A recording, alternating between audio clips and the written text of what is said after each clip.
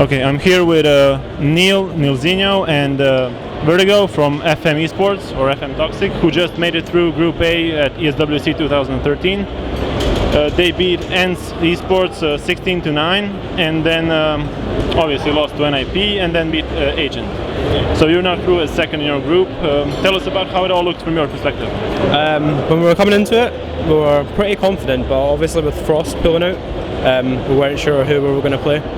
So that was it was a bit anxious building up to it, because we had no idea who we were going to play until we actually got here. So when we found out it was the Finnish guys, we were quite happy, because obviously we were talking, and the people we thought might have came would have been Universal Soldiers, Pasha and stuff. We really didn't want to play them because they're a really good team. So yeah, we were really confident when we seen who we were playing, and we just played our own game and we came through on top, so it was good.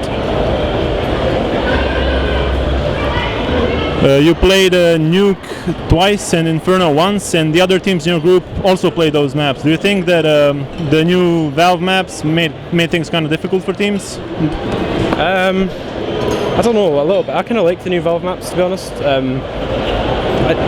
Things like Inferno and stuff are really good. Nuke's really good. The only one that I don't like from Valve is the Mirage one, but I think it's a lot easier when you get to tournaments and stuff and you just play the Valve maps, because every tournament I've been to, like, the maps don't download and that sort of stuff, so we had to end up downloading the SE versions and all that stuff again. I think it's definitely the way forward, doing the normal maps, but yeah, some teams are having difficulty, but most of them are getting a lot better. I mean, the only problem we had was the chickens running about on Inferno with hoods on and stuff, so that was a bit distracting, but yeah, apart from that it was fine. And now the vertiGo, tell us how you actually prepared for this tournament. How much have you put in? Well, we've been together for a good few months now, and we played at I-Series together. Obviously we won that, and since then we've been playing near enough solid, but bar a couple of weeks, we've been playing near enough solid since then to get everything drilled, to get everything how we want it to be, so we're completely prepared on all the maps that we could possibly play, and it's worked obviously so far, aside from the hiccup against NIP, but hopefully we can improve on that and on Saturday play a better game. So, as you mentioned, NIP were pretty strong against you and overall in your group. So, but they recently lost to vertiGames in Germany. So, where do you see them ending up this time? I wouldn't be surprised if NIP were to win it. If I'm honest, they're not the sort of team that give up and let vertiGames take the #1 spot that easily. They've lost a couple of events to them now, and I wouldn't be surprised if they came back and just wiped the floor of vertiGames now and took back their #1 block spot.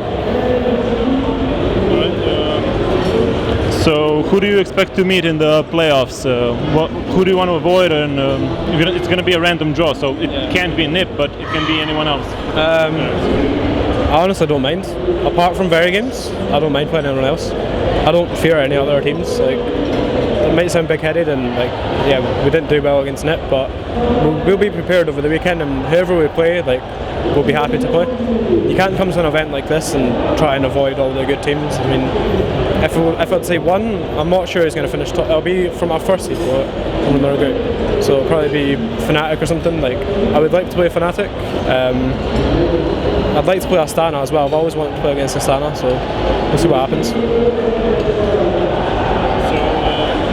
We don't see you guys often in online competitions. Is there any particular reason for that? More recently, it's because we have been together a couple of months, but by the time so for example the EMS, we missed all the group stage of EMS because we didn't have a team then. So by the time we formed, everything was already over.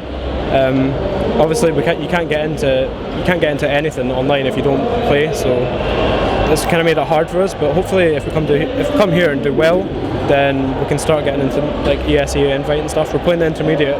I think we're top of that just now, so we'll just keep playing that, and we'll play the next EMS when it comes up. But it's just purely because it's just bad timing. That's the only reason we haven't been playing online that much. So. And obviously this year all roads lead to DreamHack Winter. What are your plans for that?